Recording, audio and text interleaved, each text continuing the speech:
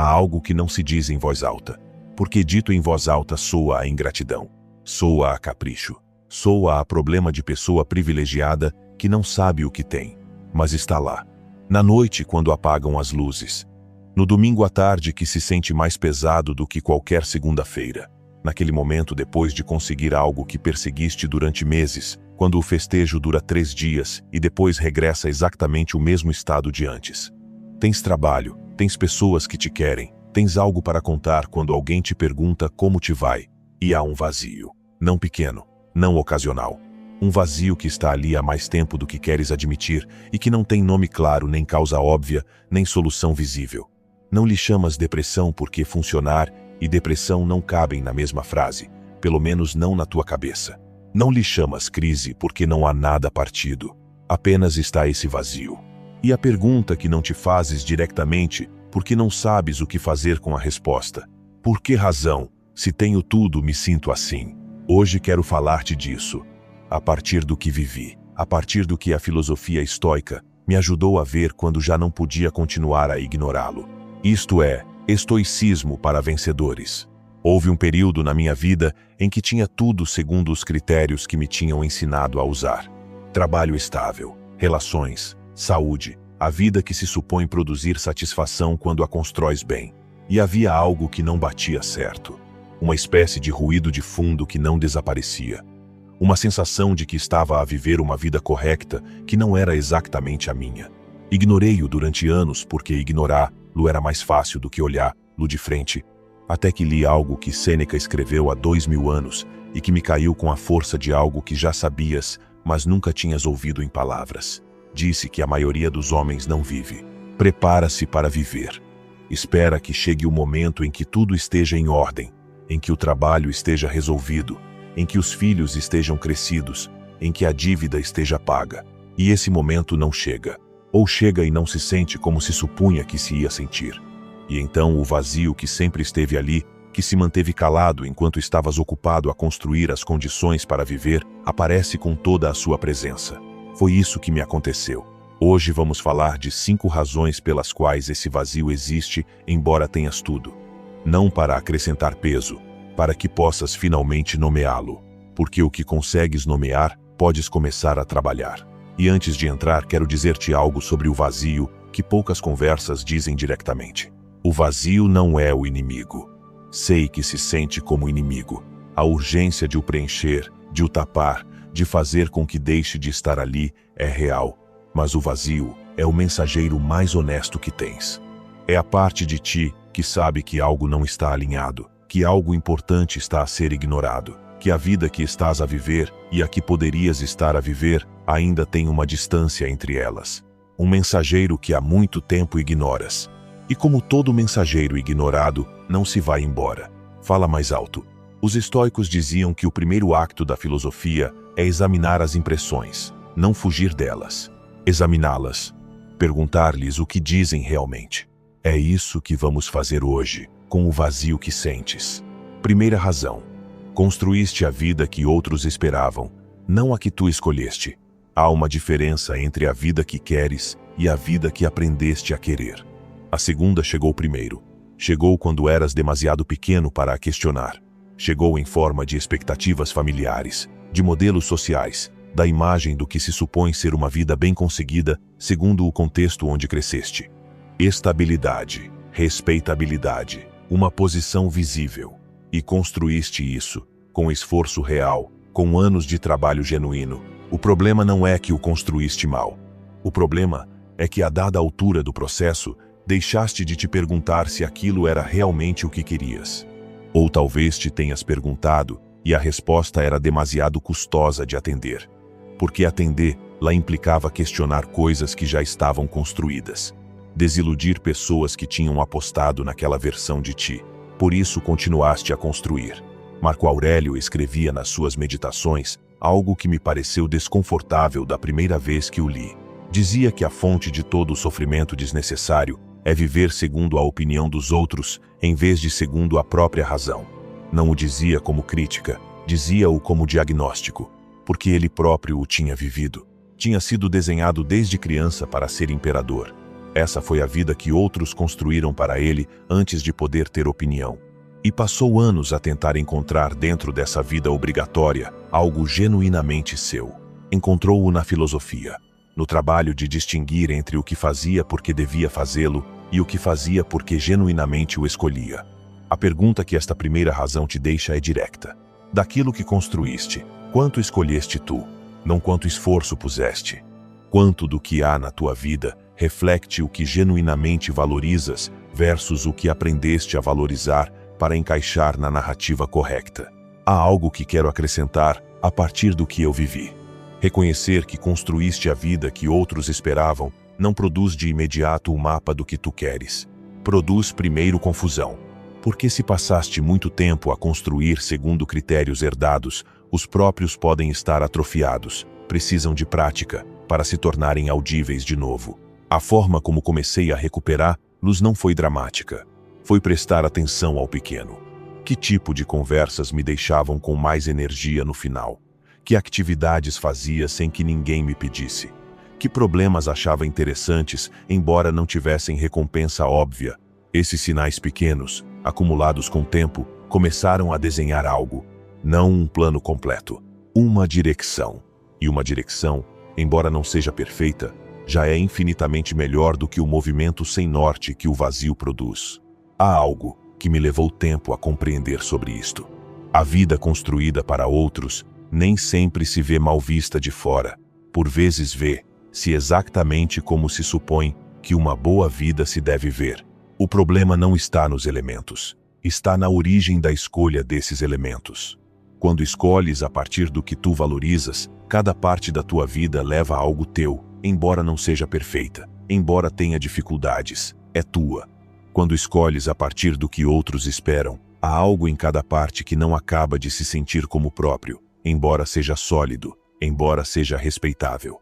E essa diferença, que vista de fora é invisível, vista de dentro, produz exatamente a sensação de viver numa vida que não acaba de ser a tua. O trabalho não é demolir o que está construído. O trabalho é ir, peça a peça, perguntando-se se isto escolher-lo-ia hoje se começasse do zero. Não de repente, com a paciência que Marco Aurélio ensinava para tudo o que vale a pena. Segunda razão, confundiste os feitos com o significado. Há uma armadilha que a cultura arma com muita eficácia. A armadilha de te dizer que quando conseguires X, sentirás Y. Quando tiveres o trabalho, sentir-te-ás seguro. Quando chegares ao nível que procuras, sentir-te-ás satisfeito. Quando conseguires a casa, o reconhecimento, o número na conta, então sentirás que a tua vida tem o peso que lhe falta agora. E chegas, e sentes, genuinamente, durante algum tempo, e depois o estado de base regressa. Não porque tenhas falhado em apreciá-lo. Porque os feitos são externos, e o significado é interno, e os primeiros não podem produzir de forma permanente o que apenas o segundo pode dar. Isto não é psicologia moderna. Os estoicos sabiam-no há mais de 2000 anos. Epicteto ensinava-o a partir da sua própria experiência radical. Foi escravo, não tinha posses, não tinha estatuto, não tinha feito segundo nenhuma medida externa possível. E desenvolveu uma vida interior de uma riqueza que há 2000 anos estudamos. Compreendeu algo que a maioria de nós leva décadas a compreender, que a fonte do bem-estar genuíno não está no que tens ou no que conseguiste, está na qualidade da tua relação contigo próprio, com o que fazes, com por que razão o fazes. Os feitos dizem-te que és capaz. O significado diz-te para quê. E quando tens os primeiros sem o segundo, o vazio é exatamente o sinal correto. Não de que algo está partido, de que algo importante ainda falta construir. Eu vivi-o no momento em que cheguei a algo que tinha procurado durante tempo e a satisfação durou exatamente o que demorou a desaparecer a novidade. 3 semanas depois, estava exatamente igual a antes de o conseguir. Dessa vez, perguntei-me o que estava realmente a perseguir. E a resposta honesta foi que tinha perseguido a prova de que podia, a prova de que valia. Não o feito pelo que o feito era. A prova. E as provas, uma vez completadas, não dão significado. Apenas dão a próxima prova que precisas de completar para voltares a sentir que vales. Sêneca chamava-lhe a tirania dos desejos insatisfeitos disfarçada de ambição. O homem que corre não em direção ao que quer, mas a fugir do que teme. Uma direção pode preencher-te. A outra, por mais depressa que corras, nunca pode. Há algo concreto que comecei a fazer quando compreendi isto. Notar que tipo de feitos me satisfazem de forma duradoura e quais se evaporam depressa. Os que se evaporam depressa são frequentemente os que persegui para demonstrar algo. O estado volta ao ponto de partida em dias, porque o medo que os impulsionava continua a procurar a próxima demonstração. Os que produzem satisfação mais profunda são os que persegui porque estavam alinhados com algo que genuinamente valorizo. A sensação que produzem não depende de que alguém os reconheça. Existe independentemente da reação externa. Epicteto nomeava-o com precisão. Dizia que há bens que dependem de outros para existir e bens que não dependem de ninguém. Os primeiros, embora brilhem mais, são frágeis. Os segundos são os únicos que podem sustentar-se quando o exterior muda. O significado genuíno pertence ao segundo tipo. Não depende de que alguém o confirme. Existe porque tu o sabes. Há uma pergunta que comecei a fazer-me quando compreendi esta segunda razão e que mudou a forma como avalio o que persigo. Antes de começar algo, perguntar-me: isto quero-o porque o valorizo ou porque preciso de demonstrar algo? Não para descartar automaticamente o segundo. Por vezes, precisamos de demonstrar e isso também tem o seu lugar. Mas para ser honesto sobre a origem. Porque quando sabes que persegues algo para demonstrar, podes também perguntar-te a quem. E por vezes a resposta é a alguém que há muito tempo deixou de olhar, ou que nunca vai ficar suficientemente impressionado, ou que já não está cá. Se não há ninguém que precise de ser convencido, continuarias a querê-lo na mesma? Se a resposta é sim, vais na direção certa. Se a resposta é não, isso também é informação valiosa. Há algo mais sobre esta segunda razão que quero dizer. O momento em que compreendes que perseguiste algo para demonstrar, e não porque o valorizavas genuinamente, não produz alívio imediato. Produz primeiro uma pergunta desconfortável. Quem serias tu se deixasses de precisar de demonstrar o que quer que seja? O que querias? O que construías? Como usarias o teu tempo? Essa pergunta incomoda porque viver para demonstrar, embora esgote, também organiza, dá um critério claro de sucesso e fracasso. E quando lhe tiras essa estrutura, há um momento de desorientação antes de aparecer algo mais genuíno. Sêneca descrevia-o como o trabalho de desaprender antes de aprender, que por vezes o mais importante não é acrescentar mais, mas largar o que ocupa o espaço onde poderia crescer algo teu. Terceira razão: estás tão ocupado que não tens tempo de sentir o vazio até que o cansaço torna impossível ignorá-lo. Há uma forma muito eficaz de não sentir o vazio: preenchê-lo. Não com o que tem peso, com atividade, com a lista de pendentes que nunca acaba, com o telemóvel que tem sempre algo novo. E funciona, enquanto funciona. O problema é que a ocupação como estratégia de evasão tem um limite. Chega o cansaço, e na quietude que a fadiga impõe, aparece o que a ocupação manteve à distância. Maior, porque há tempo que não o atendes.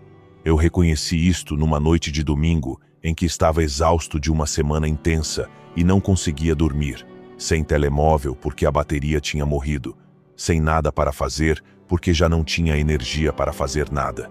E ali estava, o vazio com toda a sua presença, não como emoção dramática, como uma quietude pesada que dizia com muita clareza que havia algo que há meses evitava olhar. Marco Aurélio praticava algo a que chamava o retiro para si próprio, não um retiro físico. Uma pausa deliberada para voltar ao lugar interior onde as coisas se veem com mais clareza. Dizia que o homem que nunca se retira para si próprio vive sempre em casa alheia, no ruído dos compromissos alheios, na reatividade constante ao que o mundo produz, sem nunca se ter perguntado o que produz ele quando ninguém o está a empurrar. A ocupação crônica não é produtividade. Por vezes é fuga. E a fuga não resolve aquilo de que se foge. Apenas o adia com juros. Sêneca dizia-o diretamente. O homem ocupado não é dono do seu tempo. E o homem que não é dono do seu tempo não pode ser dono da sua vida. Há algo prático que aprendi sobre isto. A ocupação como fuga tem uma característica que a torna difícil de largar. Não apenas evita o vazio, também produz resultados. O que preenche cada hora com atividade, frequentemente consegue muito, e esses feitos confirmam que a estratégia funciona. É o círculo mais inteligente que o medo constrói. O que o interrompe não é uma crise, é o que Marco Aurélio praticava. A pausa deliberada antes de o esgotamento a impor. 20 minutos de manhã em que não há agenda. Um momento no final da semana em que perguntas o que foi genuinamente importante versus o que foi apenas urgente. Essas pausas pequenas, sustentadas com o tempo, produzem algo que a ocupação constante não pode produzir. A capacidade de distinguir entre o movimento que te leva em direção a algo e o movimento que te afasta de ti próprio. Sêneca escrevia sobre este tempo com algo que me ficou gravado, que recolher-se a si próprio é o primeiro movimento em direção à liberdade. Não o único, mas o primeiro. Porque sem esse movimento, tudo o resto acontece sobre uma base que nunca foi examinada. E o que acontece sobre base não examinada produz exatamente a sensação que descrevemos. A de estar muito ocupado a fazer coisas que não acabam de se sentir completamente tuas. Há algo sobre a ocupação como fuga que demorei a reconhecer porque vinha disfarçada de virtude. O que preenche cada hora disponível com atividade frequentemente consegue muito, e esses feitos confirmam que a estratégia funciona, que estar ocupado é produtivo. É o círculo mais inteligente que o medo constrói. Porque não apenas evita o vazio, também produz resultados que parecem justificá-lo. O que interrompe esse círculo não é uma crise, nem um colapso. É a pausa deliberada. A que escolhes antes de o esgotamento a impor. 20 minutos em que não há agenda. Um momento no final da semana em que perguntas o que foi genuinamente importante versus o que foi apenas urgente. Essas pausas pequenas produzem algo que a ocupação constante não pode produzir. A bússola que distingue entre mover-se em direção a algo e afastar-se de si próprio. Há algo que quero acrescentar sobre a terceira razão a partir do que vivi. Quando comecei a proteger tempo sem agenda, a primeira coisa que descobri não foi clareza. Foi quanto ruído havia. O espírito que passa meses ou anos em modo de ocupação constante não sabe parar facilmente.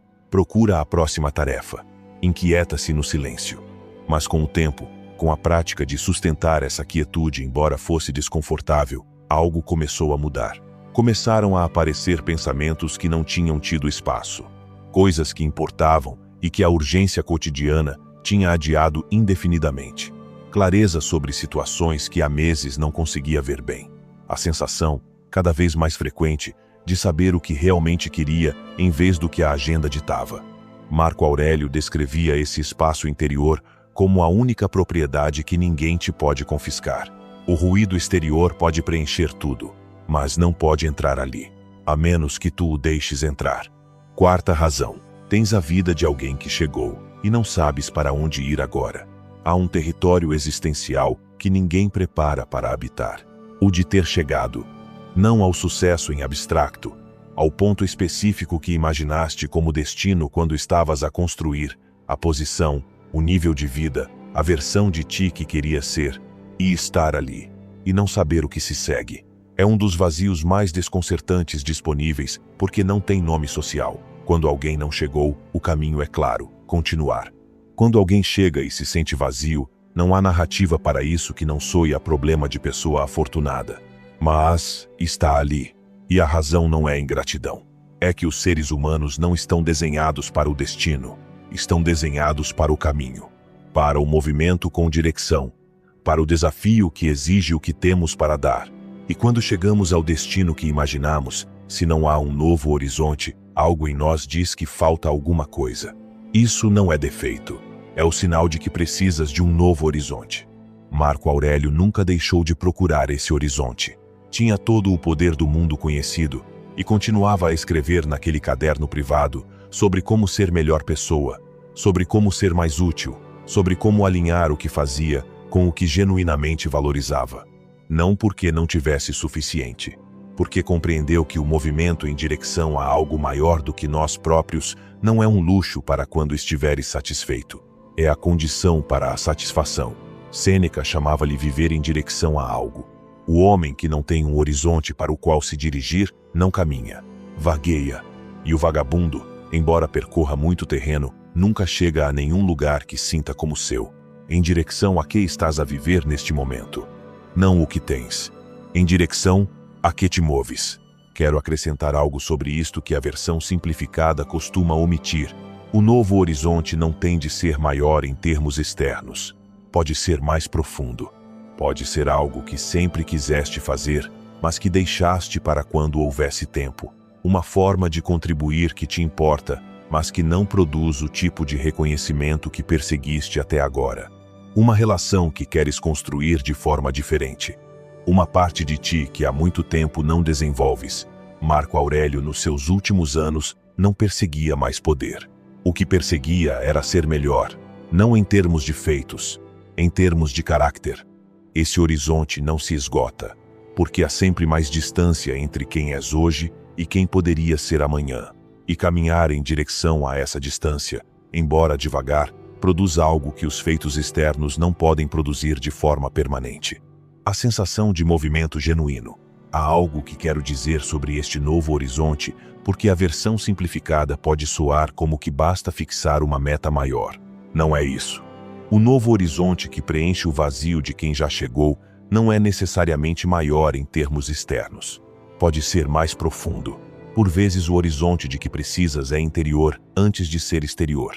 Marco Aurélio governava o mundo conhecido e o seu novo horizonte era ser melhor pai, ser mais justo e escrever naquele caderno privado o que verdadeiramente pensava. Pequeno visto de fora, tudo visto de dentro. A pergunta não é que grande mudança precisas de fazer. A pergunta é que direção genuína falta ao tempo que já tens. Quero acrescentar algo sobre esta quarta razão que pode ser útil para quem se reconhece nela. O novo horizonte nem sempre chega de repente. Por vezes chega como um desconforto sustentado, uma sensação de que algo não está completo, uma pergunta que não tem resposta ainda, mas que não se vai. Isso também é o processo. A busca do horizonte já é diferente do vaguear de quem não sabe para onde vai.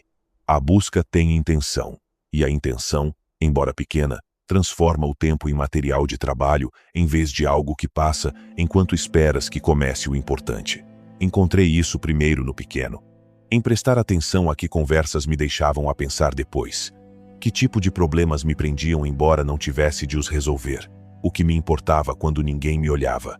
Esses sinais, acumulados com o tempo, começaram a apontar numa direção, não perfeita, mas genuína. E isso foi suficiente para começar a caminhar. Quinta razão. Deixaste de crescer e confundiste isso com ter chegado. Há uma sensação muito específica que acompanha o crescimento real. O desconforto produtivo. O de tentar algo que ainda não dominas. O de entrar num território onde não tens as respostas. O de ser principiante em algo que te importa. Esse desconforto, embora não se sinta bem no momento, produz algo que mais nada produz. A sensação de estar vivo no sentido mais concreto possível. E há um momento, que acontece naturalmente numa vida bem construída, em que esse desconforto desaparece. Porque já sabes o que fazes. Porque o território que antes te desafiava, agora é familiar. E o que parecia a recompensa do esforço, a facilidade, o conforto de quem já aprendeu, torna-se noutro tipo de vazio. O vazio de quem deixou de crescer.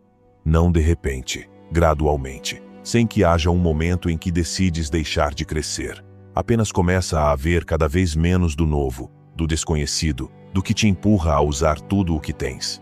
Epicteto dizia que o homem sábio não é o que chegou à sabedoria, é o que nunca deixa de se mover em direção a ela. Que a filosofia não é um destino, mas uma prática. Que no dia em que deixas de examinar a tua vida, começa a diminuir algo que só vive no movimento. Eu reconheci isto em mim, quando me apercebi de que tinha deixado de fazer coisas em que podia falhar. Tudo o que fazia era dentro do território que já dominava, onde sabia que ia correr bem. E essa zona segura, que parecia a recompensa de ter aprendido, era na verdade a jaula onde o crescimento se tinha detido. O trabalho não foi encontrar um novo desafio grande.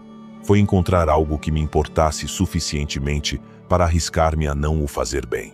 Sêneca escrevia que o homem que deixa de aprender começa a envelhecer em vida, não no sentido biológico, no sentido do espírito. Que há um tipo de morte que acontece muito antes da morte física, a de ter decidido, sem o ter decidido conscientemente, que já sabes o suficiente para o que resta. e que a diferença entre esse homem e o que continua vivo no sentido pleno não é a idade, não é o que conseguiu. É se ainda há algo pela frente que pode surpreendê-lo. Encontrei isso em coisas que não tinham nada a ver com o meu trabalho, em aprender algo que não precisava para nada prático, em tentar fazer algo em que era genuinamente mal no início, em expor-me a ideias que contradiziam o que acreditava. O desconforto que isso produziu não era agradável, mas era exatamente o sinal de que estava a crescer de novo, de que havia terreno pela frente onde ainda não havia mapa. E essa sensação, a de estar em território sem mapa, que antes me produzia ansiedade, comecei a reconhecê-la como sinal de que algo importante estava a acontecer, que o capítulo não tinha terminado, que a vida ainda podia surpreender-me. Há um fio que liga as 5 razões que vimos hoje. Todas apontam na mesma direção. O vazio não é sinal de que algo está partido, é sinal de que algo está pendente. Pendente de ser escolhido genuinamente em vez de herdado, pendente de ser preenchido com significado em vez de com feitos, pendente de ser habitado com presença em vez de evitado com ocupação, pendente de encontrar um horizonte que valha a pena, pendente de voltar a crescer em algo que ainda te possa surpreender. Há algo sobre este processo que me parece importante dizer. Não é linear. Há dias em que a clareza chega limpa, em que sabes o que importa e ages a partir disso. E há dias em que o vazio regressa, em que o piloto automático volta a tomar o controle, em que tudo o que compreendeste parece ter se evaporado. Isso não é fracasso, é o processo real. Marco Aurélio escrevia as meditações não porque tivesse chegado à sabedoria. Escrevia-as para não a perder, para se lembrar cada manhã do que importava, porque sabia que o dia a dia o fazia esquecer. Isso também está disponível para ti. Não a perfeição, a prática, o retorno diário ao que genuinamente te importa. Isso, sustentado com o tempo, produz algo que nenhum feito externo pode produzir. Uma vida que se sente como tua. Há algo final que quero dizer-te sobre o vazio. Não vai desaparecer de repente quando acabares de ouvir isto. Não porque o episódio não tenha valido a pena, mas porque as mudanças reais não acontecem num episódio. Acontecem na prática cotidiana das perguntas que este episódio tentou colocar-te. Quanto do que construíste ou escolheste tu genuinamente? Persegues os feitos que te preenchem ou os que demonstram a presença ou apenas ocupação na forma como usas o teu tempo? Estás a manter o que está construído ou a mover-te em direção a algo que ainda te possa surpreender? Essas perguntas, revisitadas uma e outra vez, com a honestidade que merecem, vão produzindo algo gradual, um alinhamento crescente entre a vida que tens e a vida que queres. Isso não é destino, é prática. E a prática sustentada é tudo o que se precisa. Sêneca dizia a Lucílio algo que me acompanha cada vez que o releio. Não há vento favorável para o que não sabe para onde vai. E que a primeira tarefa de quem quer viver bem não é trabalhar mais, nem conseguir mais. É saber para onde vai. Saber para onde vais não exige ter tudo claro de uma vez. Exige uma única pergunta que sejas capaz de te fazer com honestidade. Estou a viver em direção a algo que genuinamente me importa? Não algo que importa em abstracto. Algo que a ti, especificamente tu, com a tua história e o que sabes sobre ti próprio, te importa de verdade. Se a resposta é sim, o vazio pode continuar a ser desconfortável, mas tem uma direção. Se a resposta é ainda não, isso também é informação, porque pelo menos sabes que a direção está por encontrar, e o que está por encontrar pode encontrar-se. Os estoicos praticavam o memento mori, o lembrete de que somos temporários, não como morbidez, como ferramenta de clareza. Marco Aurélio lembrava-se regularmente de que tinha tempo limitado, de que o dia de hoje era um recurso que não se recupera, de que as decisões de hoje constroem a pessoa que será amanhã ou não a constroem. E esse lembrete produzia nele algo diferente. Urgência do que importa. Não a urgência do agitado que faz tudo depressa e sem direção. A urgência de quem sabe que tem um tempo específico e quer usá-lo bem. Uma única pergunta para fechar. Se soubesses que te restam 5 anos de vida, continuarias exatamente como estás? Ou haveria algo que moverias? Algo que começarias? Algo que largarias para abrir espaço? Não tens de saber a resposta agora mesmo. Apenas ter a honestidade de fazer a pergunta. Porque a pergunta, sustentada com tempo, produz clareza que nenhuma lista de conselhos pode produzir. E essa clareza, quando chega, não se parece com ansiedade. Parece-se com saber. Com saber o que importa. Com saber em direção a que queres ir. Isso é exatamente o oposto do vazio. Se algo do que ouviste ressoou com algo que há tempo sabes sem o poder nomear, escreve uma única palavra nos comentários. A palavra é desperto, não como tarefa, como reconhecimento de que chegaste até aqui, de que algo em ti estava pronto para o ouvir. Quero saber quem são os que chegam até ao final. São os que mais me interessam. Isto é estoicismo para vencedores. E isto é apenas o início do que a tua mente pode descobrir.